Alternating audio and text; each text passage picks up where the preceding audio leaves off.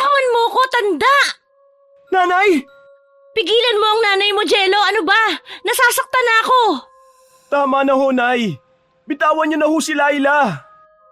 Aray ko! Pasensya na, Laila. Hindi ko alam kung bakit naging ganito na naman si Nanay. Ayos naman siya nung lumabas kami kanina eh. Pasensya na talaga. Tanggalin mo siya sa akin, Jello. Bilisan mo! Nanay, tama na ho. Aray ko! Ah! Nay, kumalma ho kayo. Huwag niyo hong gawin to. Parang awa niyo na. Bitawan niyo na ho si Laila. Ano na, Jello? Nasasaktan na ako, oh. Nay, makinig naman ho kayo sa akin oh. Ano ho bang problema? Ano ang gusto niyo? Sinabing bitawan mo ako eh! Laila! Wag! Ah! Buisit! Nay, ayos lang ho ba kayo? Bakit mo naman siya tinulak? Gusto mong gawin ko? Hayaan siya na basta-basta na lang ako saktan? Pero matanda na siya. Paano kung napalakas ang tulak mo tumama ang ulo ni nanay sa bato? Bakit? Hindi naman nangyari ah. Saka siya naman ang bigla-bigla na lang sumusugod sa akin. Prinotektahan ko lang ang sarili ko. Hindi ka magagawang saktan ni nanay. Paano ka naman nakasiguro? Ni hindi mo nga alam kung anong tumatakbo sa isip niya eh. Baliw ang nanay mo, Jello. Huwag mo siyang ituring na para bang nasa tamang pag-iisip siya. Naririnig mo ba ang sarili mo? May sakit si nanay. Sakit sa pag-iisip. Ano ba? Bakit hindi mo maituloy yun? Nahihiya ka ba dahil may sira sa ulo ang nanay mo? Bastos ka! Sa ating dalawa, alam mong yung nanay mo ang bastos. Alam mo, kung ako sa'yo, kukulong ko na lang siya sa bahay.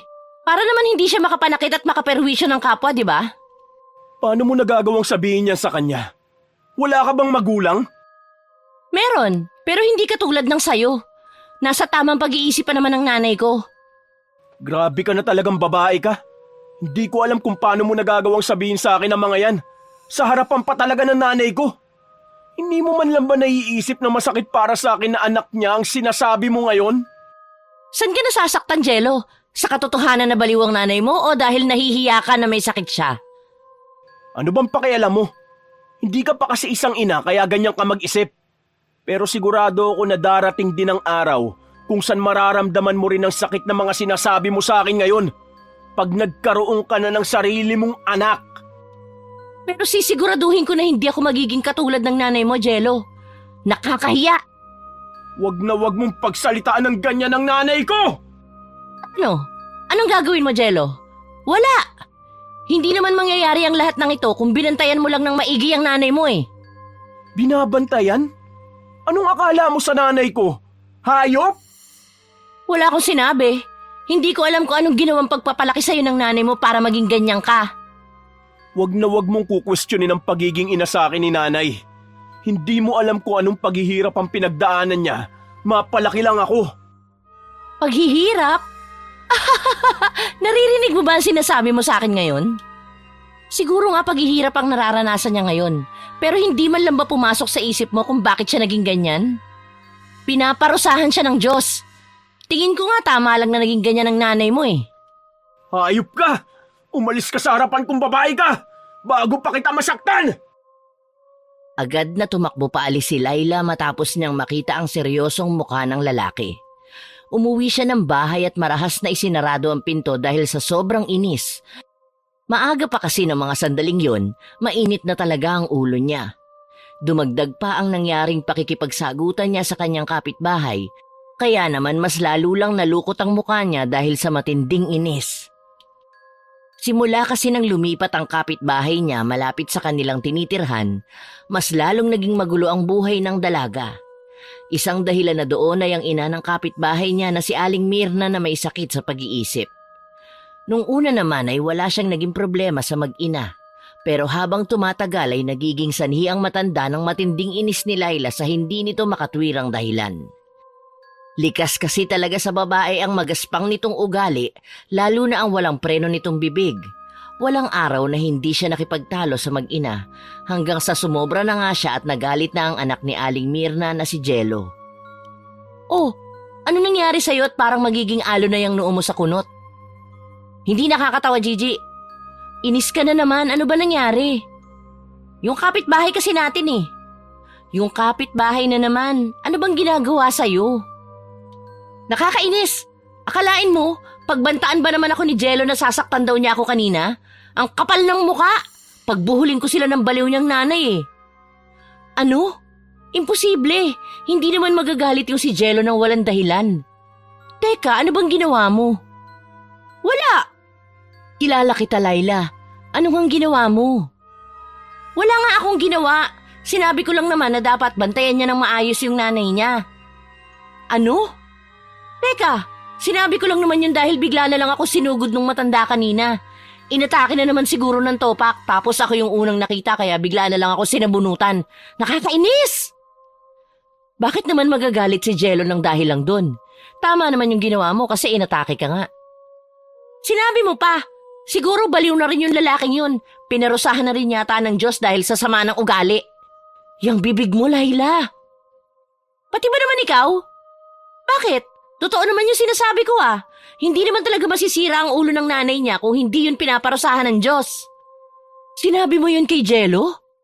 Oo. Kaya naman pala nagalit sa'yo eh. Kahit ako magagalit din kung harap-harapan yun na sinabi sa akin. Kasi naman, sino ka ba para sabihin na pinaparusahan ng nanay niya ng Diyos? May sakit yung tao, Laila. Nagsasabi lang naman ako ng totoo ah. Teka nga, sino ba talaga ang kinakampihan mo sa aming dalawa, Gigi? Ako ba o si Jello? Ikaw? Anong ako? Halos ipamukha mo na nga sa akin na ang sama ng ugali ko kay Jello kani-kanina lang. Ha? Hindi kaya? Sus, oo kaya? Basta, wala akong kinakampihan sa inyong dalawa. Ang sakin lang, mali yung ginawa mo dahil masakit para kay Jello na sabihin mo yun. Lalo na't nasa paligid lang pala yung nanay niya nang magtalo kayo. Mabuti pa humingi ka na lang ng pasensya mamaya. Ano? Bakit naman ako hihingi ng tawad sa lalaking yun? Ako na nga yung pinagbantaan at nasaktan doon sa nangyari. Anong gusto mong gawin? Hayaan na lang? May mali ka rin naman kaya lumala yung nangyari at nagalit sa'yo si Jello. Yan! Kinakampihan mo na naman yung lalaking yun. Wala akong kinakampihan sa inyong dalawa. Ewan ko sa'yo. Laila, kung gusto mong humingi ng tawad, di ikaw ang gumawa. Pero ako, hindi ako kakatok sa bahay na yon para lang magmukhang tanga. Muling tumayo si Laila at iniwan ang kaibigan na si Gigi para pumasok sa loob ng kwarto. Doon siya malakas na napabuntong hininga at pabagsak na nahiga sa kama. Ilang minuto rin siyang tumitig sa kisame bago muling bumangon. Tinatamad man, binuksan ni Laila ang tukador na malapit sa pwesto niya at kinuha doon ang cellphone sa katinawagan ng panganay nitong kapatid na si Mary. Hindi pa man tumatagal ng 3 ring ang cellphone nito, agad na narinig ni Laila ang mahinhin na boses ng kapatid mula sa kabilang linya. 7 taon ang pagitan ng edad niya sa dalaga at hanggang ngayon nananatili pa rin na walang asawa ang kapatid dahil sa pagiging pihikan. Kumpara kay Laila, ang kapatid niya na si Mary ay napakabait at mahinhin. Kabaliktaran ng magaspang at mabungangan niyang ugali. Pero ganun pa man, malapit ito sa isa't isa lalo na nang iniwan ang dalawa ng kanilang mga magulang. Hello? Ate! Bakit? Bakit ka napatawag? May problema ba? Meron yung kapitbahay namin. Ano na naman ang nangyari? Paano kasi? Kasi? Nag-away na naman kami ate ng kapitbahay namin. Tapos itong si Gigi, si Jello yung kinakampihan na naman. Nakakainis na. Hindi ko na itatanong kung ano yung nangyari dahil alam ko may mali ka rin doon. Kumalma ka na lang muna tapos kausapin mo si Gigi mamaya. Baka pati kayo ay mag-away na rin kung magpapatuloy yan. Umuwi ka na kasi ate. Wala akong kakampi rito. Uuwi naman ako. Kaunting tiis na lang, Laila. Matatapos ko na yung kontrata tapos makakabalik na ako dyan. Sa ngayon, iwasan mo na muna ang gumawa ng kalokohan para wala kang maging kaaway. Talagang walang kakampi sa'yo dyan dahil wala ako. Sinabi mo pa Ate Mary, wala talaga. Sus, meron yan. Huwag ka lang masyadong mainitin ang ulo at makakasundo mo ang lahat ng tao dyan. Kahit yung kapitbahay mo. Kung sila rin naman, kahit makaaway ko na lahat. Pasaway ka talaga. O siya, bababa ko na to ate. Alam ko na may trabaho ka pa. O sige, tatawag na lang ako sa'yo para mangamusta. O di kaya naman, ikaw na lang ang tumawag sa akin pag nagkaroon ka na naman dyan ng problema. Sige. Sumapit ang hapon at bumaba na ng kwarto ang dalaga. Naabutan nito ang kaibigan na nakaupo sa harapan ng TV at prenting nanonood kaya naman tumabi si Laila at tahimik na nanood. Hindi naman nagtagal, nag-aya na rin siya na kumain kaya sabay na tumayo ang dalawa at nagtungo sa kusina. Nagsandok lang si Laila ng pagkain habang ang kaibigan niya na si Gigi ay inayos naman ang lamesa. Balak na sanang maupo ng dalawa nang may biglang kumatok sa pinto. Nagtataka man, pumunta si Laila sa sala at agad na pinagbuksan ang nasa labas.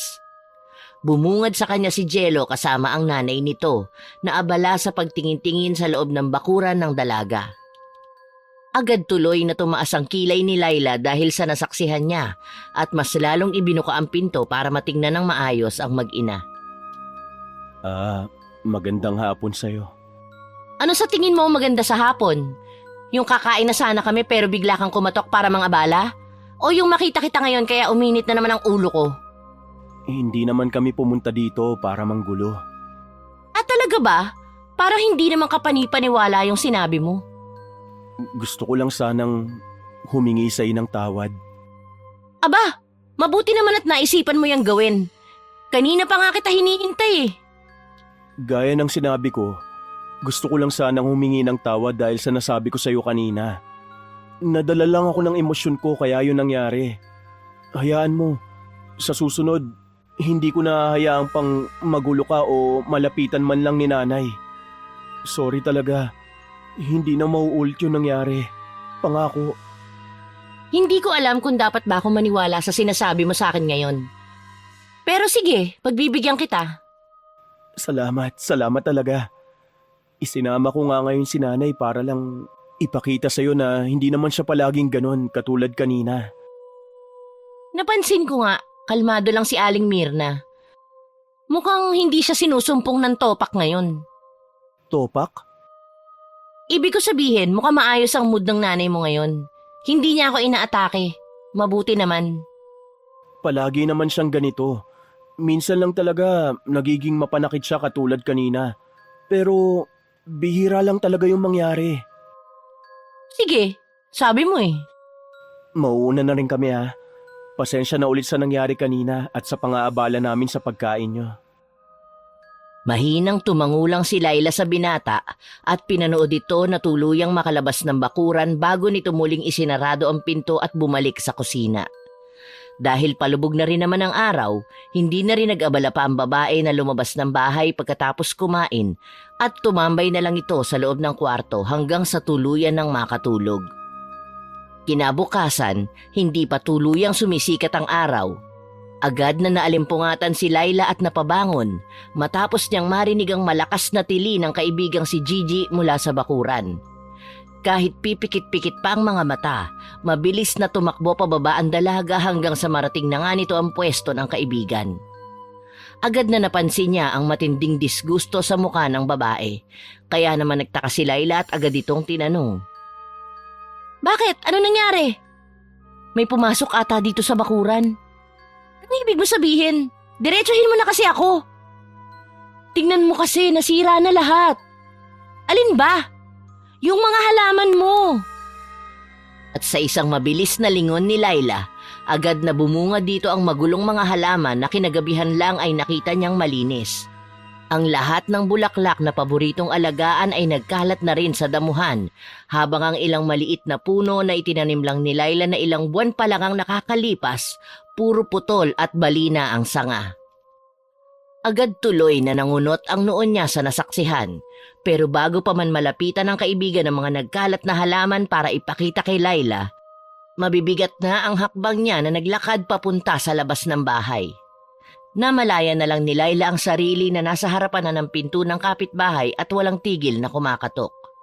Kahit kasi walang mahanap o nakitang ebidensya ang babae na ito ang may gawa sa pagkasira ng inalagaan niyang bakuran, agad na pumasok sa isip ni Laila ang nakita niyang mga namamanghang mata ng matandang kapitbahay niya nang pumunta ito sa bahay niya kagabi. Tao po! Aling Mirna? Jello! Buksan niyo tong pinto, lumabas kayo dyan! Ano ba? Tao po! Oh, bakit? Ano nangyayari? Bakit bigla ka yatang napasugod? May problema ba tayo? Meron! Ilabas mo yung nanay mo, Jello! Gusto ko siyang makausap! Teka lang naman, anong ginawa ng nanay ko? Basta! Ilabas mo siya dyan sa bahay niyo! Ano ba kasing nangyayari? Bakit nandito ka?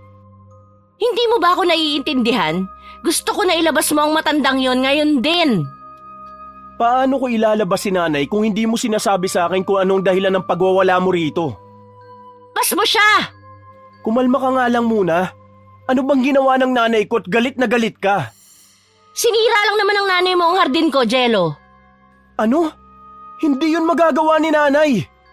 Hindi, nagawa na nga niya. Gusto mo bang makita kung anong kalagayan ng mga halaman ko ngayon? Ha? Sira na silang lahat. Pero imposible ang ibinibintang mo kay nanay. Kasama ko siya buong gabi. Ni hindi ko nga siya nakitang lumabas ng bahay eh. At anong gusto mong palabasin? Na nagsisinungaling ako? Nagawa-gawa ko lang yung mga sira kong halaman? Hindi ako baliw katulad ng nanay mo, Jello.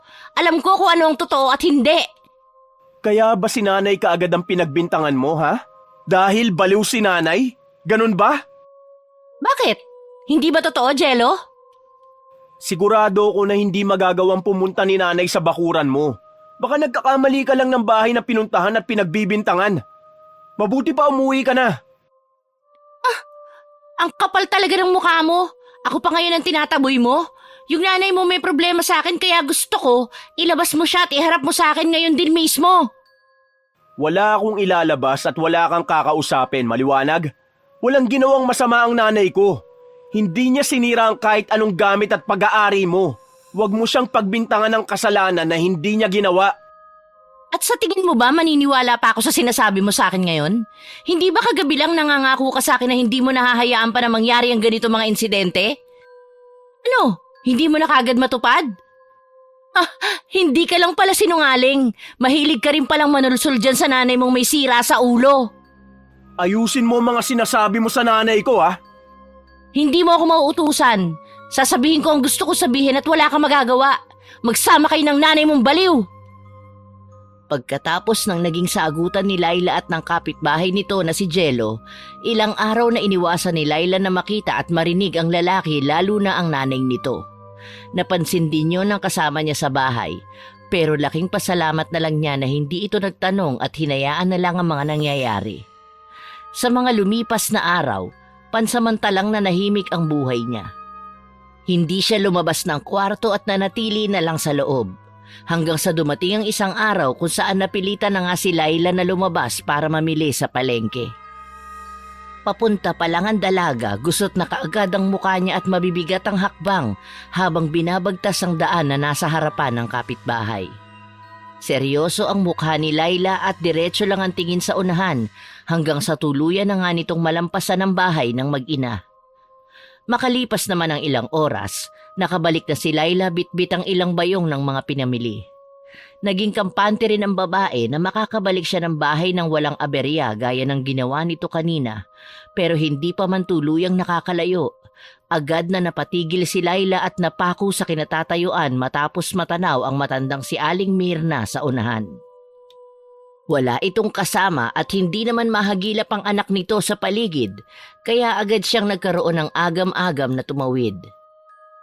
Sa huli, malakas muna siyang napabuntong hininga bago na pagdesisyonan na patuloy na maglakad at hindi na lang pansinin ng matanda. Kaso, Laila? Laila! Laila! Ano ba yun? Bakit ka tawag ng tawag? Gusto lang namang kitang kumustahin. Hindi ka namin nakikita nito ng karaang araw eh. Saan ka nagpunta? Ayoko lumabas eh. Bakit naman, iha? Hindi pa ba halata? Ayoko kayong makita ng anak mong si Jello. Kung pwede nga lang umalis dito at lumipat ng bahay, ginawa ko na. Ka naman aalis. May problema ka ba sa amin? Meron, kayo. Ikaw at ang anak mo ang problema ko. Ha? Wala namang kaming ginawang masama ah. Teka, may ginawa ba sa'yo ang anak kong si Jello? Wala ka ng paki doon kung meron man. Saka pwede ba? Huwag mo akong kausapin, gusto ko nang umuwi. Galit ka ba, Iha? Oo, hindi mo ba halata? Eh bakit? Ewan ko sa'yo, layuan mo na lang ako, baka mamaya niyan mahawa rin ako ng pagiging baliw mo. Tabi nga! Teka lang. Aray, ano ba? Gusto lang namang kita na makausap. Bakit ka nagagalit?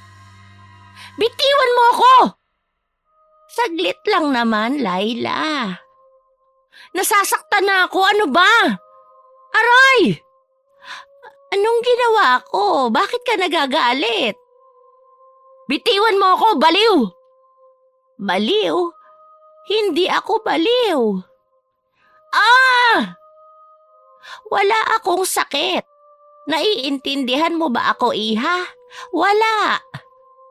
Tulong! Ah! Nabitiwan ni Laila ang hawak niyang bayong at pilit na itinulak papalayo ang ina ni Jello. Pero mahigpit ang kapit ng matanda sa pulso niya habang paulit-ulit na kinukurot ang braso ng dalaga. Dahil mahaba ang mga kuko ng matanda, nagsimulang magdugo ang braso ni Laila. Agad tuloy na nakaramdam ng takot ang dalaga dahil sa ikinikilos ng matanda, kaya naman nagsimula itong magsisigaw para humingi ng tulong.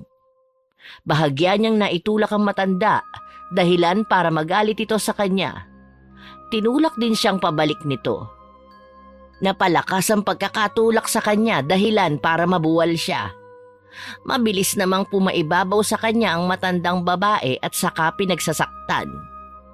Hindi naman nagtagal, nakita ni Laila sa gilid ng mga mata ang binatang si Jello.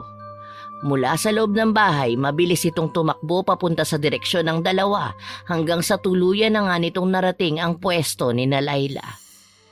Agad na hinigit ng binata ang matandang si Aling Mirna palayo kay Laila at pilit na pinakalma. Nang magawang makabangon mula sa lupa ni Laila, agad niyang nakita ang pag-aalala sa mukha ng lalaki habang kinakausap nito ang matanda.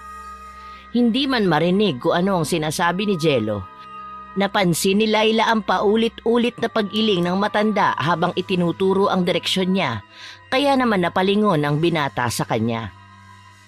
Ayos ka lang ba? Sa tingin mo, mukha ba akong ayos lang sa'yo? Ha? Ano bang nangyari? Anong nangyari? Bigla lang naman ako inatake niyang baliw mong nanay. Yun ang nangyari. Pero Sige, subukan mo na naman ipagtanggol yung matandang yan.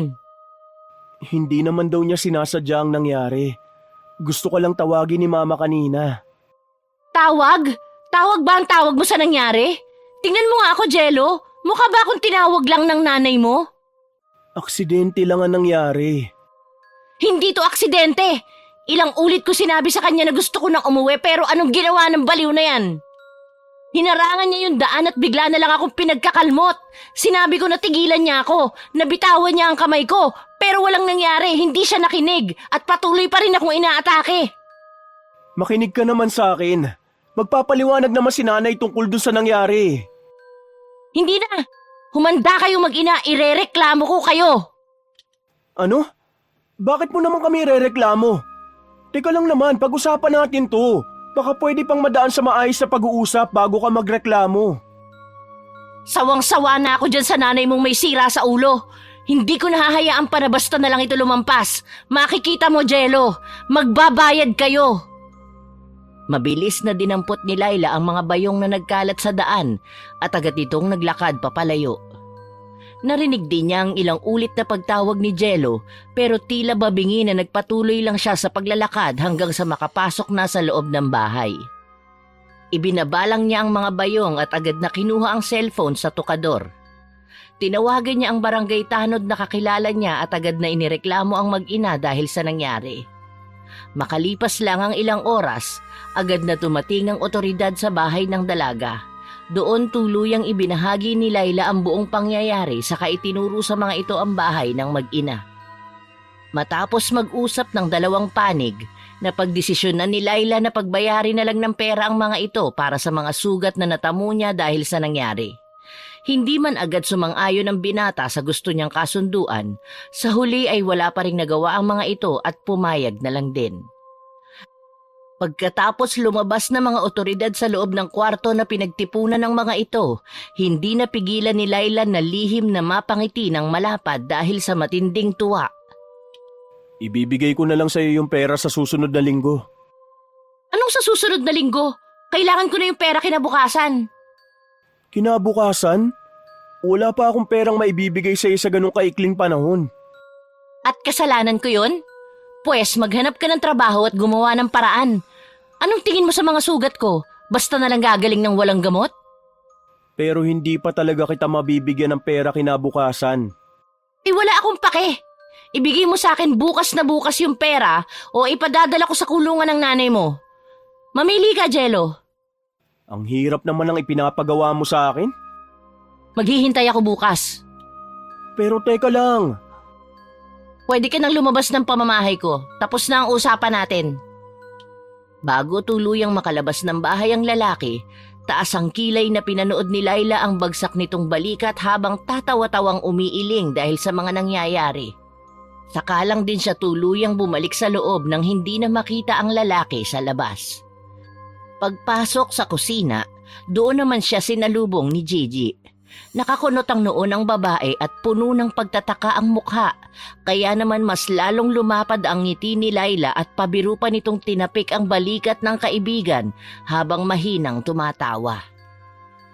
Kinagabihan naman, nakahiga na si Laila sa kama niya nang biglang bumuhos ang malakas na ulan sa labas. Mula sa malaking bintana sa kwarto, nakita ng babae ang ilang kidlat sa labas na may kasamang malakas na ihip ng hangin. Balak na sana niyang isarado ang bintana para matulog nang bigla siyang mapatingin sa harapan ng bahay. Madiliman ang paligid, nakita ni Laila ang binatang si Jello na sumusugod sa gitna ng ulan at kumakatok sa labas ng pinto. Agad tuloy na nagtaka ang babae. Kaya naman bumaba siya at dumiretso sa sala para pagbuksan ito ng pinto. Kumusta? Oh, anong kailangan mo sa akin? Pasensya ka na ha. Pero hindi ko talaga magagawang magbigay sa iyo ng pera bukas eh. Nagkataon kasi na natanggal ako sa trabaho at bigla namang nagkasakit si nanay. Yung pera naman na hawak ko ngayon, ipambibili ko ng gamot niya. Kaya baka matagalan pa bago ako makapagbayad sa iyo nung hinihingi mo sa amin. Akin na yung pera mo. Ha? Akin na yung perang dala mo ngayon. Pero may sakit si nanay at ipambibili ko ito ng gamot niya at... Hindi mo ba ako naririnig? Sinabi kong akin na yung pera. Pakiusap, huwag ka namang ganito. Kailangan kong ibili ng gamot si nanay eh. Baka kung anong mangyari sa kanya kung... Ibibigay mo ba sa akin o hindi? Intindihin mo naman sana kami kahit ngayon lang. Kailangan lang talaga ni nanay itong perang hawak ko ngayon. Akin na yung pera. Wala akong pake kung kailangan niya ng nanay mo o hindi. Magpasensyahan tayo dahil kailangan ko rin ng pera ngayon. Ano ka ba naman? Ibibigay mo sa akin yung dala mo o magugulat ka na lang na hindi pa man tuluyang sumisikat ang araw eh. Nasa kulungan na ang mahal mong nanay. Anong gusto mo? Ngayon lang naman ako humihingi sa ng konting pabor. Babayaran naman kita eh. Ngayon ko gustong makuha yung pera. Akin na, Jello. Ibigay mo na sa akin yung hinihingi ko. Pero... Bakas ang pag-aalinlangan sa mga mata. Dahan-dahang iniabot ni Jello sa kamay ni Laila ang hawak nitong pera. Hindi na rin nagawa pang makapagsalita nito dahil agad na isinarado ng dalaga ang pinto matapos niyang tuluyang mahawakan ang iniabot nitong salapi. Hindi man sigurado kung nakaalis na ba ang kapitbahay nitong si Jello sa labas. Tuloy-tuloy nang umakyat si Laila sa kwarto niya at binilang ang pera na ibinayad ng lalaki sa kanya. Pagkatapos nung gabing yon, nabalitaan na lang ni Laila mula sa kaibigan nitong si Gigi na ilang araw nang sarado ang bahay ng mag-ina. Gustuhin man ng dalaga na alamin ang dahilan, nanahimik na lang ito at sikretong nagbunyi dahil sa balitang natanggap niya mula sa kaibigan. Makalipas naman ang ilang araw, habang abala si Laila sa paggagamot ng mga sugat niya sa braso, nakarinig ang dalaga ng malakas na katok mula sa labas sa kabila ng malakas pa rin na buhos ng ulan. Dahil wala naman siyang ibang kasama at alanganin na ang gabi, Tinatamad na tumayo ang babae at agad na binuksan ang pinto para sana bulyawan ang kumakatok. Pero biglang napatigil si Laila nang masaksihan niya si Jello. Diretso itong nakatayo sa harapan ng pinto at halos hindi na makilala dahil sa marumi nitong itsura. Jello? Ano nangyari sa'yo? Haha! Grabe, para kang pulubi! Laila, parang awa mo na, tulungan mo ko. Bakit? Kailangan mo ba ng pagkain? Ha? Baka naman pwede mo kong pahiramin muna ng pera. Maawa ka na. Kailangan ko lang talaga ngayon. Bakit? Ano ba nangyari sa'yo? Saka bakit kamukha ng patay gutom sa itsura mong yan? Inatake ng sakit sa puso si nanay. Kailangan niya madala sa ospital pero hindi naman siya tatanggapin ng mga doktor dahil wala kaming pera. Nako! Maawa ka na. Pahiramin mo naman ako kahit ilang libo lang. Babayaran naman kita kaagad pag nagkaroon na ako ng pera eh. Pasensya ka na, wala rin kasi ako ngayon eh. At kung meron man, hindi pa rin kita pahihiramin. Buti nga sa'yo, karma yan. Laila, huwag ka namang ganyan. Nag-aagaw buhay ng nanay ko. Pero inuuna mo pa rin talaga ang pagiging makasarili. Bakit? Ako ba ang may kasalanan kung bakit inatake ang nanay mo at kailangan dalhin sa ospital? Hindi! Parang awa mo na. Labas na ako sa mga problema mo na yan. Kung gusto mo talagang mabuhay ang baliw mong nanay, pues gumawa ka ng paraan. Sige na naman. Please. Umalis ka na rito. Wala akong maitutulong sa'yo. Sa ikalawang pagkakataon, muling pinagsaraduhan ng pinto ni Laila ang lalaki. Ilang ulit pa niyang narinig ang patuloy na pagkatok nito sa labas, pero nagmatigas ang dalaga at hindi ito pinansin. Nagpatuloy na lang siya sa paggagamot ng kanya mga sugat sa braso at pinanindigan ang hindi niya pagtulong sa binata sa kabila ng matinding pangangailangan nito. Pagpatak ng 6:00 ng umaga kinabukasan, naabutan na lang ni Laila ang kaibigan na nakauwi na at naghahanda na ng almusal. Tahimik ito na naupo sa harapan ng lamesa at balak na sanang kumain nang bigla siyang mapatigil sa pagsubo dahil sa balitang ibinahagi ng babae. Dahil sa matinding gulat, muntik pa siyang mabulunan bago pa man magawang ipaulit ang sinabi ni Gigi para makasigurado. Naaksidente raw si Jello kagabi. Ano? Paano nangyari yun? Hindi ko alam kung ano ang buong kwento pero ang sabi sa akin ng mga tindera sa labas, naghahanap raw yata ng taong malalapitan si Jello. Sakto naman ng mga oras na yun na malakas ang ulan, hindi nga raw nito napansin na may paparating pala na sasakyan sa kalsada. At nasagasaan siya. Oo, at nasa ospital nga raw ngayon at hindi pa rin gumigising. Teka nga, bakit parang bigla ka na lang yata naging interesado? Hindi naman sa interesado, gusto ko lang malaman kung ano nangyari.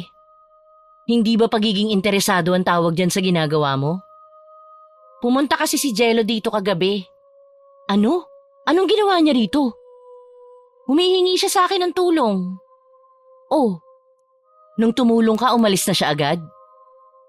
Hindi ako tumulong. Pinagsaraduhan ko siya ng pinto kagabi dahil sa inis. Ano? Bakit mo naman ginawa yun? Saka bakit hindi mo siya tinulungan? Alam ko na may pera ka, Laila. Meron nga. Hindi ko lang siya tinulungan kagabi. Hindi ko alam. Siguro dahil ayoko lang?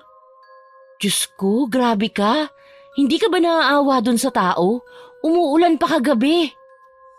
Hindi ko alam na maaksidente siya. Kung alam ko lang di sana tumulong ako nung gabing yun. Pero hindi ka tumulong. Hindi alam ni Laila kung ilang araw ba siya nakaramdam ng matinding pagsisisi dahil sa nangyari sa kapitbahay niya. Pero naging mabilis ang paglipas ng mga araw at namalaya na lang ng dalaga na halos 2 linggo na pala ang nagdaan. Wala na siyang naging balita sa kalagayan ng binata matapos umalis ng kaibigan dahil sa personal na dahilan. Hindi tuloy alam ni Laila kung nagising na ba si Jello o hindi. Hindi naman niya magawang dumalaw sa lalaki sa ospital dahil sa matinding kahihiyan. Kaya naman wala siyang nagawa kundi ang manatili na lang sa loob ng bahay at hindi lumabas. Ilang linggo rin ang dumaan. Namaga ang mga sugat ni Laila at muntik nang maging dahilan ng pagkakaroon ng sakit. Binili na ni Laila ang lahat ng gamot na pwede nitong inumin at ipahid para lang matanggal ang matindi nitong pagkirot. Pero imbis na gumaling, mas lumala lang ang nangyari sa braso niya. Nagsimulang magkaroon ng nana ang mga kinalmot ng matandang si Aling Mirna at kahit anong gawing linis niya rito, patuloy na nagnanaknak ito hanggang sa nagsimula na rin ang mga moy. Dahil wala siyang kasama, napilitan si Laila na tawagan ng kapatid na si Mary para humingi ng tulong. Kinabukasan, nagulat na lang si Laila nang biglang bumukas ang pinto ng bahay niya at iniluwanon ng panganay na kapatid. May malapad itong ngiti sa labi pero nang makita nito ang malungkot na ekspresyon sa mukha ni Laila, agad itong lumapit sa kapatid at walang sabi-sabi na basta na lang nitong niyakap si Laila. Dahil hindi naman alam ng dalaga na uuwi ito ng araw na yon, agad na nakaramdam ng sari-saring emosyon si Laila at yumakap din dito ng mahigpit. Ate Mary, kumusta ka na? Teka, ang init mo ah. Nilalagnat ka pa rin. Bakit ang bilis mong pumunta rito? Akala ko pa naman sa susunod na linggo ka pa uuwi. Sabi mo may sakit ka. Hindi naman kita pwedeng pabayaan na lang dito. Wala ka pa namang kasama. Kumain ka na ba? Oo ate, kanina pa. Mabuti naman. Yung gamot mo. Uminom na rin ako. Anong ginagawa mo kanina habang hindi pa ako dumarating? Ginagamot ko tong sugat ko ate. Anong sugat yan? Patingin nga. Ito oh. Diyos ko, ano nangyari dyan? Bakit naging ganyan na ang itsura? Saka wala ka naman nabanggit sa akin na may sugat ka. Nakamot ko lang yan ate, lumala na kaya naging ganyan. Halika at gagamutin ko. Agad na nilinisan ng kapatid ni Laila ang sugat niya, kaya naman halos mapasigaw na siya dahil sa matinding sakit. Gamit ang alkohol at bulak, pinunasan ng kapatid niya ang palibot ng sugat ni Laila. Balak pa lang sana niyang sabihin na magdahan-dahan lang ito sa pagdampi ng bulak nang mapansin niya ang biglang pagkunot ng noo ng kanyang kapatid habang nakatitig sa braso ni Laila. Hindi niya alam kung bakit pero nagulat na lang siya nang biglang higitin nito ang kanyang braso at biglang pinisa ang nana.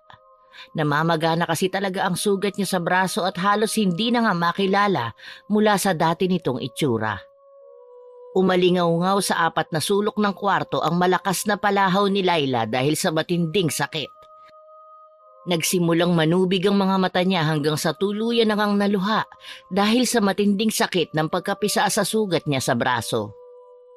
Ate, bakit mo yun ginawa? Ang sakit! May nakita kasi ako. Akala ko kung may anong gumagalaw sa loob kaya ako pinisa eh. Teka nga, patingin. Wag! Masakit nga! Titingnan ko lang naman, hindi ko nagagalawin, pangako. Aw! Ang sakit! Dali na, patingin ako.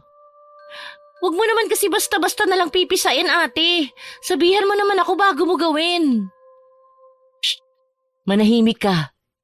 Ano bang tinitingnan mo dyan? Para kasi talagang may gumagalaw sa loob eh. Ha? Ano namang gagalaw dyan? Huwag mo nga akong takutin ate. Hindi kita tinatakot. Ayun o, meron talaga. Ate, ano yun? Huwag kang gagalaw, pipisain ko yung sugat mo ha? Ano ba kasi yung nakikita mo? Basta, eto na ha, bibilang ako. Isa. Natatakot talaga ako. Dalawa. Biglain mo na lang ate. Tatlo. Aray! Mula sa hawak na bulak ng kapatid nitong si Mary, nakita ni Laila kasama ng naninilaw niyang nana ang isang maliit na insekto na kulay puti. Nang tingnan niyang mabuti ay sa kanya nakumpirma na uod yun. Bago pa man tuluyang matanggal ng sistema ng dalaga ang nakita niya, agad na naagaw ang atensyon ni Laila matapos na biglang tumakbo ng kanyang kapatid na si Mary papunta sa banyo. Malayo man ang pwesto nito sa kinauupuan ng dalaga, dinig na dinig ni Laila ang malakas na pagduwal at suka nito dahil sa nakita. Nang makabalik ang kapatid niya sa kanyang tabi, agad na napansin niya ang seryosong mukha ng kapatid habang nakatitig sa kanyang direksyon. Balak pa lang sanang itanong ni Laila kung ano ang problema nang bigla naman itong umimik na naging dahilan ng mabilisan na pananahimik niya dahil sa binitawang tanong. Sabihin mo nga sa akin ng totoo, ano ang nangyari sa'yo? Anong nangyari dyan sa sugat mo? Anong ibig mong sabihin, ate? Sinabi ko na sa'yo kanina. Kinamot ko lang to tapos bigla na lang lumala hanggang sa maging ganito na nga ang itsura. Huwag mong bilugin ang ulo ko, Laila. Hindi ako tanga. Ate Mary, ano ba talagang nangyari sa'yo? Yung totoo at hindi makasinungalingan na sagot sana. Makikinig naman ako sa'yo eh. May mga kalmot kasi yan, ate. Kalmot? Ng ano? Kalmot lang ng pusa. Pusa? Alam mo ba kung anong nangyayari sa'yo? Ha? Kaunting sugat lang naman to eh. Hindi yan basta sugat lang. Ate Mary, sugat lang talaga to, huwag ka mag-alala. Talaga ha? Ilang segundo na tinitigan si Laila ng kapatid bago dahan-dahang tumango ang babae. Kahit kasi namumutla na ang mukha ni Laila dahil sa matinding takot na malaman niya na nagsisinungaling siya, ayaw ipaalam ni Laila sa kapatid ang tunay na nangyari. Nag-aalala kasi siya na baka pati ang nag-iisa niyang kakampi ay makaramdam din ng pagkabigo. Oras na malaman nito ang nangyaring pagtanggi ni Laila sa kapitbahay nitong binata na si Jello. Sa paglipas ng mga araw, mas lumala ang sakit na naramdaman ni Laila sa buong katawan. Nahirapan siyang bumangon sa kama, ni ang lumunok ng pagkain dahil sa iba't ibang kirot na pumapaloob sa buong katawan niya. Hindi naman nagtagal, mas lalong dumami ang masasakit sa katawan niya hanggang sa tuluyan na nga siyang nanghina dahil sa mga iniindang sakit. Akala ni Laila ay trangkaso lang ang mga nararamdaman niya. Pero dumating ang ilang gabi kung saan nagsimulang magkaroon ng mga bangungot ang babae tungkol sa kapitbahay niyang matanda na si Aling Mirna. Sa panaginip ni Laila, paulit-ulit na sinasabi nito sa babae na pinaparusahan siya dahil sa kagaspangan ng ugali ng dalaga. Gustuhin man tuloy na sabihin ni Laila sa kapatid ang mga napapanaginipan niya tungkol sa matanda, nanahimik na lang siya at isinikreto ang tungkol sa bangungot. Wag! Wag! Parang awa mo na, hindi ko alam. Hindi ko sinasadya. Patawarin mo ko. Patawad! Laila, binabangungot ka. Bitiwan mo ko, hindi ko sinasadya yung nangyari. Hindi ko intensyon na mangyari yun kay Jello. Laila, gumising ka. Bakit mo to ginagawa sa akin? Hindi ko naman alam na mangyayari yun. Laila, gising. Huwag mo nga akong takutin ng ganito. Gumising ka! Akala ko hindi ka na magigising. Tinakot mo ko. Ate Mary. Shh. Ayos lang ang lahat. Panaginip lang yon at hindi yun totoo. Natatakot ako. Tahan na, nandito lang si ate. Pagkatapos ng nangyari, ilang gabing pinigilan ni Laila na makatulog sa takot na muli siyang bangungutin. Kahit kasi hindi siya naniniwala sa mga nakikita at nagpapakita sa panaginip niya, hindi pa rin maiwasan ni Laila na makaramdam ng takot, lalo na at kasindak-sindak naman talaga ang Aling Mirna na nakikita niya sa panaginip. Para bang kakaibang nilalang ito dahil sa maputla at mabitak nitong kulubot na balat, mahabang puti na buhok, mapupulang mga mata at nakakapangilabot na pangil, malayong malayo sa itsura ng kapitbahay. Patuloy na nagmatigas si Laila at kahit mas lumalala lang ang sugat niya sa bawat araw na lumilipas, hindi pa rin niya sinabi sa kapatid ang tunay na nangyari. Habang patagal tuloy ng patagal, mas lalong nagiging parang lantang gulay ang katawan niya na ipinag-alala ng kanyang kapatid na si Mary. Naging mahina rin ang kain ni Laila at lahat ng isinusubo ng kapatid niya sa kanya ay agad din naman niyang iniluluwa. Hanggang sa dumating ang isang araw kung saan nakaramdam ng kakaibang pagod at sakit sa katawan ng dalaga. Nagsimulang magsuka si Laila at ang lahat ng inilalabas niya ay puro itim na tubig na may kasamang insekto.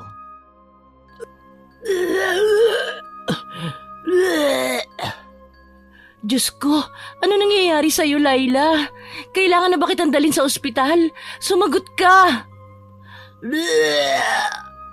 Ang sakit! Ano bang nangyayari? Bakit ganyan?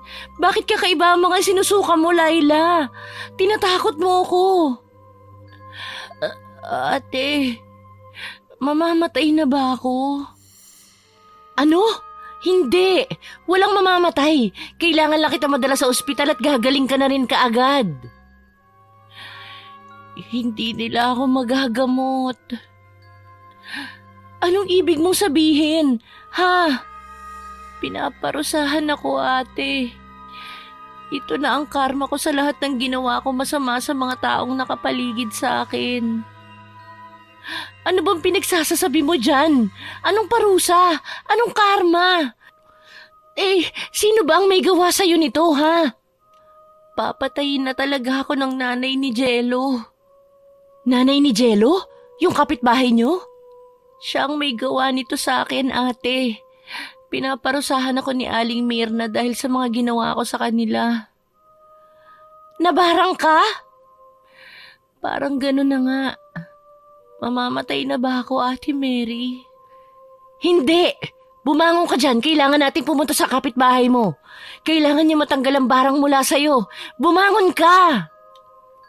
Nang hihina man, agad na tumayo si Laila mula sa kinahihigaan niya at sa tulong ng kapatid, nagawa nilang makalabas ng bahay.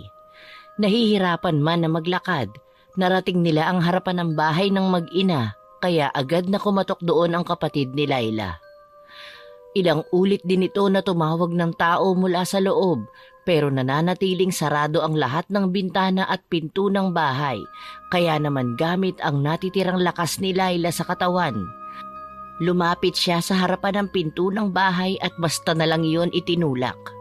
Nagulat tuloy ang kapatid niya sa nangyari at pilit na pinipigilan si Laila na basta na lang pumasok sa loob. Pero huli na ang lahat dahil paglingon na paglingon ng magkapatid, sinalubong sila ng matanda na mula sa madilim na bahagi ng bahay. Alanganin man ang oras noong mga sandaling yon, agad na naaninag ni Laila ang kakaibang itsura ng matanda mula sa dilim. Katulad ng matanda sa panaginip niya, nakakatakot din ang itsura ng matanda kaya naman agad siyang nakaramdam ng takot.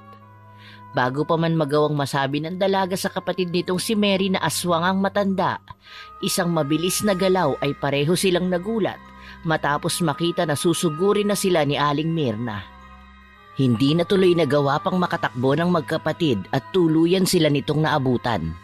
Dahil na rin sa mahinang katawan ng dalaga, siya ang unang pinuntirya ng matanda na naging dahilan ng agad na pagtumba ni Laila sa sahig. Ah! Laila? Tumakbo ka na, ate! Iligtas mo na ang sarili mo! Hindi kita iiwan dito. Magkasama tayong uuwi. Tumakbo ka na! Ah! Bitawan mo ang kapatid ko!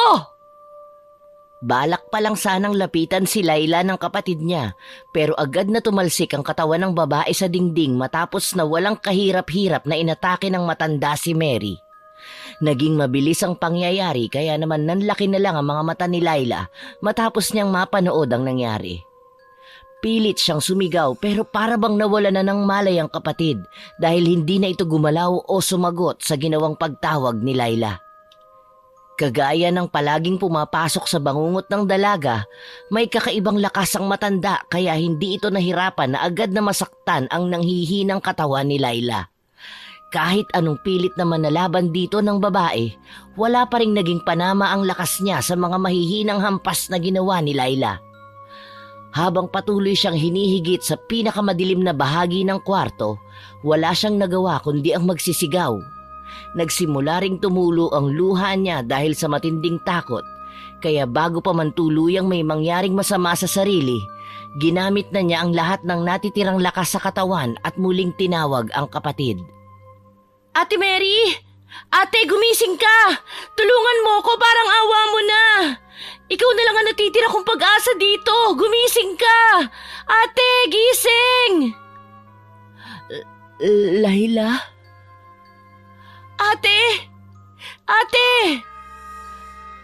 Ililigtas kita. Gagawa ako ng paraan. Ate Mary, tulungan mo ako! Ah! Layla, anong nangyari? Nasaan ka? Layla! Naramdaman na lang ni Layla ang malakas na pagbagsak ng katawan niya sa sahig kasabay ng biglang pagkirot ng ibabang bahagi ng tiyan. Gamit lang ang kaunting liwanag na nagmumula sa hindi matukoy na direksyon. Naaninag niya ang kamay ng matanda na paulit-ulit na sumasaksak sa butas na niyang tiyan. Ang mainit at malansa niyang dugo ay dahan-dahang bumasa sa laylayan ng damit niya hanggang sa tuluyan nang mabasa si Layla ng sariling dugo.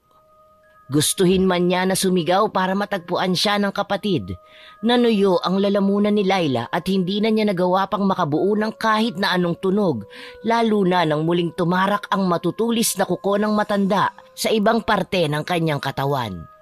Ang sigaw tuloy na gustong kumawala sa bibig niya ay naipon lang at lumabas ang isang mahinang ungol na kahit si Layla ay hindi sigurado kung may nakarinig ba. Aray ko! Tama na ho! Layla, nasaan ka? Parang awa mo na, Aling Mirna. Tigilan niyo na ho kami ng kapatid ko. Hindi ko naman ho sinasadya ang nangyari. Patawarin niyo ho ako. Layla! Paulit-ulit na ibinulong ni Layla sa matanda ang paghingi niya ng tawad, pero para bang nabingi ang aswang at nagpatuloy pa rin ito sa pagsaksak sa katawan niya nang walang kalaban-laban. Habang lumilipas ang bawat sandali na nananatili siya sa dilim, mas nararamdaman ng dalaga ang tiyak na kamatayan sa kamay ng matandang aswang. Hindi man kasi aminin ng babae, natatakot na talaga siya ng mga oras na yun at gusto na lang niyang tumakbo papalayo kasama ang kapatid. Habang patuloy na naglalabas-masok ang mahahabang kuko ng aswang sa katawan ni Layla, tuluyan ang namanhid ang parte ng katawan niya. At hindi na niya naramdaman ang bawat pag-ulos ng matanda gamit ang kamay nito sa loob ng nagdurugong sugat ng dalaga. Unti-unti rin na bumagal ang tibok ng puso ni Layla habang patuloy niyang pinakikinggan ang walang tigil na mga sigaw at pagtawag ng nakatatanda niyang kapatid sa hindi kalayo ang direksyon. Kahit anong pilit kasi niya na sumigaw, tila ba tuluyang sumuko na ang katawan niya at tanging pagbulong na nga lang ang nagagawa ni Layla. Idinadaing niya ang kakaibang sakit na nararamdaman ng mga oras na yon. Tulong! Tulungan niyo kami! Layla, parang awa mo na! Sumagot ka! Kailangan kitang mahanap! Kailangan nating umuwi ng magkasama paalis sa lugar na ito! Ate, nandito ako. Nasaan ka ba? Sumagot ka naman sa akin! Parang awa mo na! Tama na ho. Tama na. Gusto ko na hong umuwi kasama ng kapatid ko. Tama na ho, Aling Mirna. Layla? Bunso! Sumagot ka sa tawag ko. Paano kita mahahanap? Patawarin niyo na ho ako. Hindi alam ni Layla kung gaano nakatagal na siyang inaatake ng matanda, pero naramdaman na lang niya ang matinding panghihina matapos namang maramdaman ang pagsipsip ng matanda sa dugo niya mula sa sugat sa kanyang leeg. Gustuhin man ni Layla na manatiling gising at may kamalayan sa mga nangyayari, ang ginawang pagkagat at pagsipsip ng matanda sa katawan niya ay ang nagpahinto sa natitirang lakas ng babae. Dahan-dahang sumara ang talukap ng mga mata ni Layla. Tanging ang tunog ng patuloy na pagsipsip ng matanda sa kanyang leeg ang kanyang naririnig. Bago pa man tuluyang mawala ng malay, narinig na lang ni Layla ang malakas na pagsigaw ng kapatid na si Mary, kasunod ng isang malakas na pagbagsak ng kung anong bagay sa sahig. Hindi niya alam kung anong milagro ang sumanib sa katawan niya, pero namalaya na lang ni Layla na unti-unti nang bumubukas ang talukap ng kanyang mga mata hanggang sa makita na niya ang matandang aswang na unti-unting nagpapalit ng anyo bilang isang malaking aso. Mula sa likod nito, nakita ni Laila ang kapatid na may hawak na isang malaking kahoy at walang takot na ipinalo yun sa likod ng matanda. Dahil sa nangyari, tuluyang nagbago ang anyo nito at mabilis na tumakbo papalabas ng bahay. Hindi alam ni Laila kung sinundan ba yun ng kapatid, pero tuluyan na talagang nagdilim ang paningin niya at nawalan na ng malay. Ilang araw na ang nagdaan, naririnig ni Laila ang usapan ng dalawang babae sa paligid. Kumain ka muna, Ate Mary. Baka ikaw naman ang mawalan ng malay kung ipagpapatuloy mo ang hindi mo pagkain.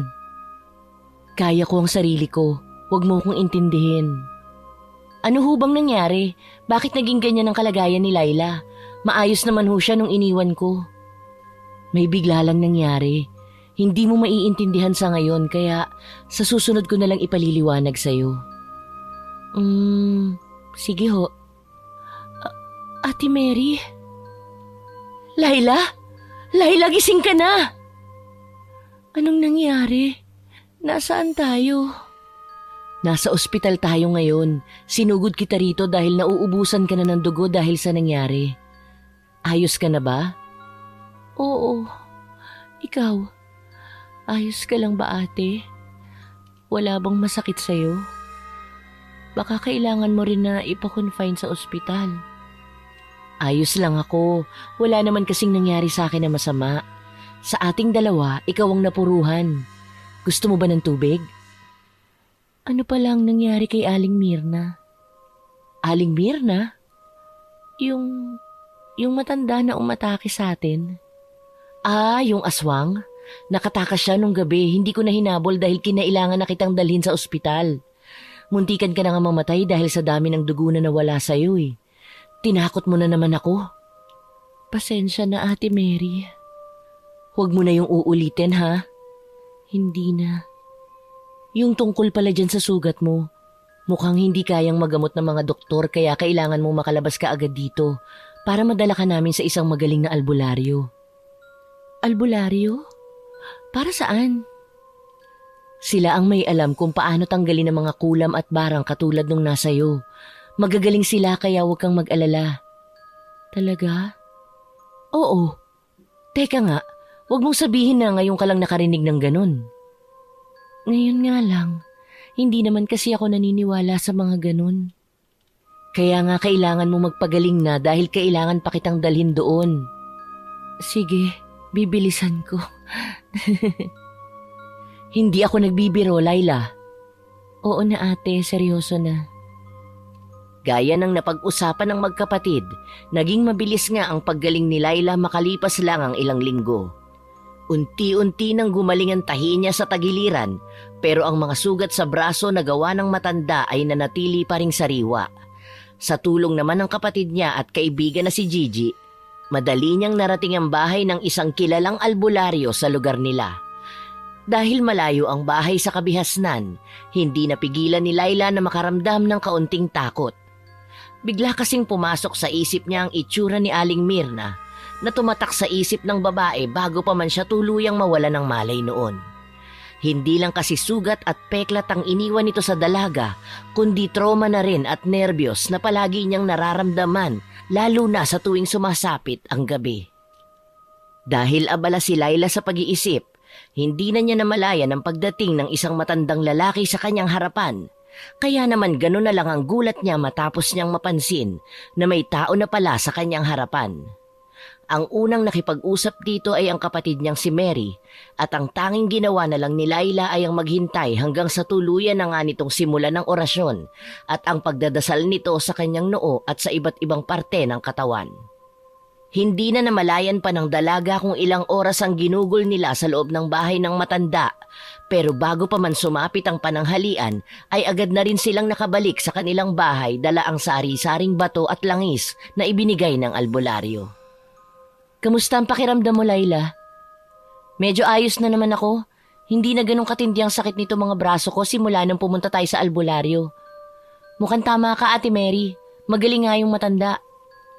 Sinabi ko naman kasi sa'yo, magaling yon, ayaw mo lang maniwala. Ano nga pala ang pinag-uusapan nyo ng matanda kanina? Bakit ang tagal mong lumabas at sumunod sa amin ni Gigi? Ipinaliwanag pa kasi sa akin ng albularyo kung ano at gaano kalakas ang nambarang sayo. O anong sabi? Isang huklubang bruha daw ang nambarang sayo. Kumpara sa ibang mambabarang, mas malakas ang mga huklubang bruha dahil nagagawa nito ang nagagawa ng ibang aswang. Kaya naman baka daw matagalan bago ka tuluyang gumaling. Araw-araw nga tayong pinababalik ng albularyo eh. Pero gagaling daw ako. Ano ba namang klaseng tanong yan, Laila? Oo, malamang. Kaya ka nga namin dinadala doon, di ba? Para gumaling ka kaagad, lalo na yung mga sugat mo sa braso. Hindi ko alam kung bakit ginawa ito sa'yo ng bruha na yun. Ito na nga ang parusa ko, ate. Ang parusa ng hukluban. Ni hindi nga ako nagtaka kung bakit ito ginawa sa akin. Alam ko kasi na may mali talaga ako. Pero kahit na, hindi naman porket may mali ka, sila na ang magpaparusa sa'yo. Tao lang naman din sila at hindi Diyos.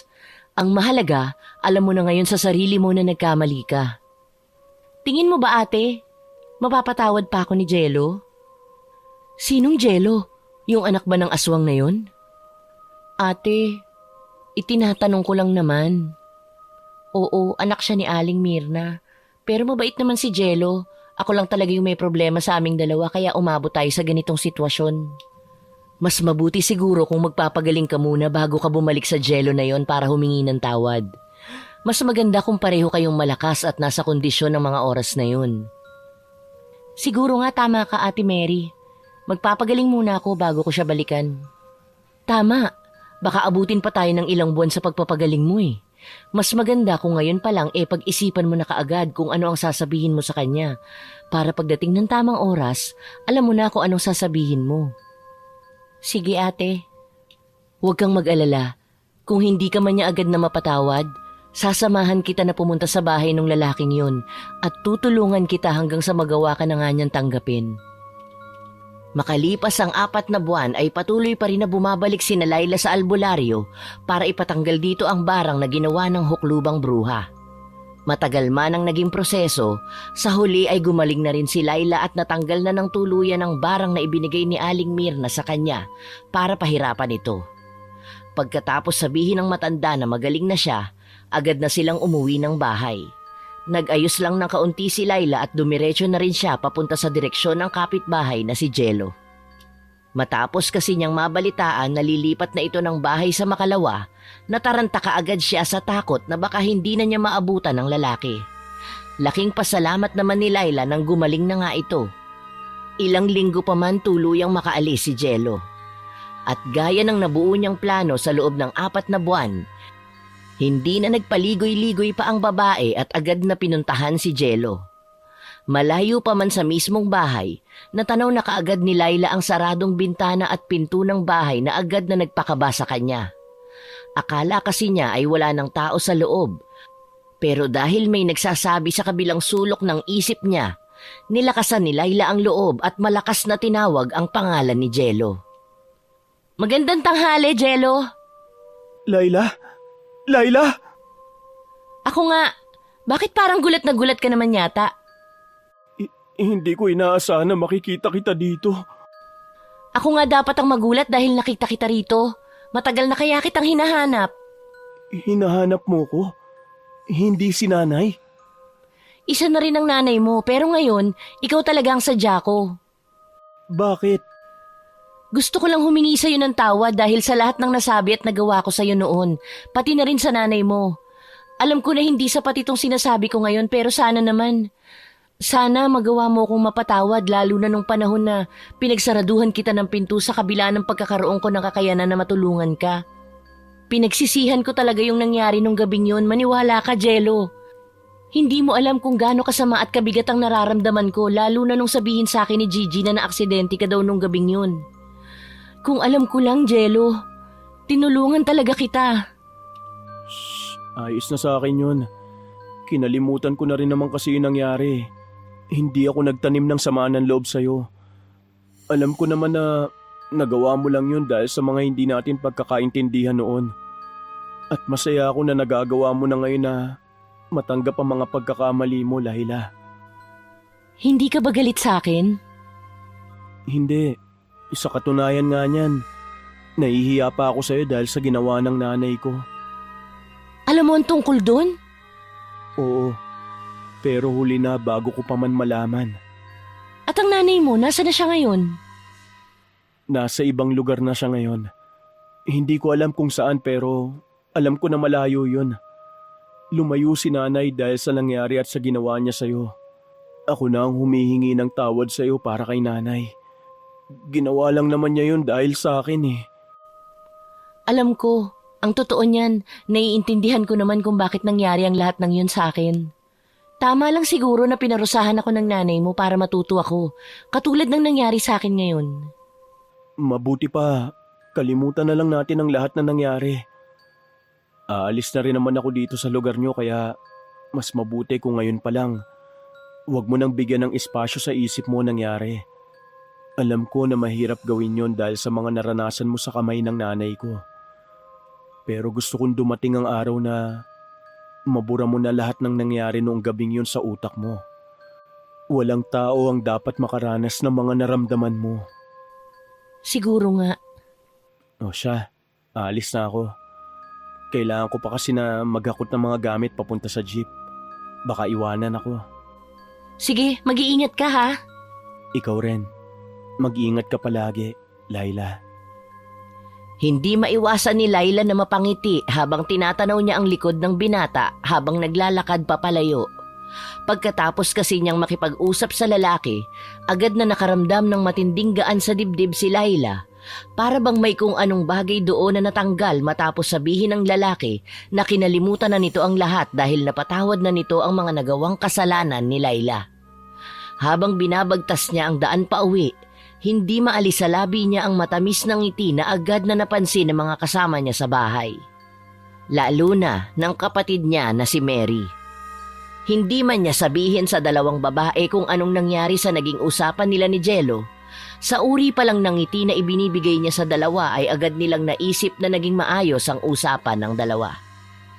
Gaya rin ng sinabi ni Jello kay Laila, agad nang ang kinalimutan ng dalaga ang lahat ng nangyari ng gabing yun.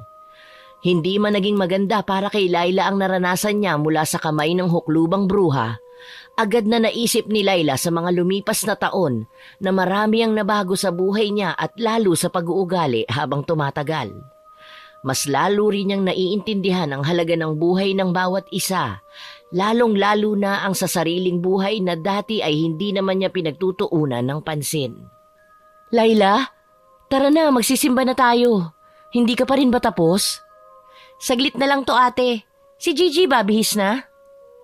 Oo, nauna na rin siya sa labas. Ikaw na lang talaga ang hinihintay namin kaya bilisan mo na ang kilos at baka mahuli pa tayo sa simbahan. Oo ate. Bakit ba kasi ang tagal mo? Baka naman nagpaganda ka ng maigi. Ipinapaalala ko lang sa'yo. Magdadasal tayo sa simbahan ha. Hindi rarampa. Oo nga ate, ito na nga oh. Bababa na ako. Ay, salamat naman. Wow! Tara na ate. Ang ganda mo naman. He!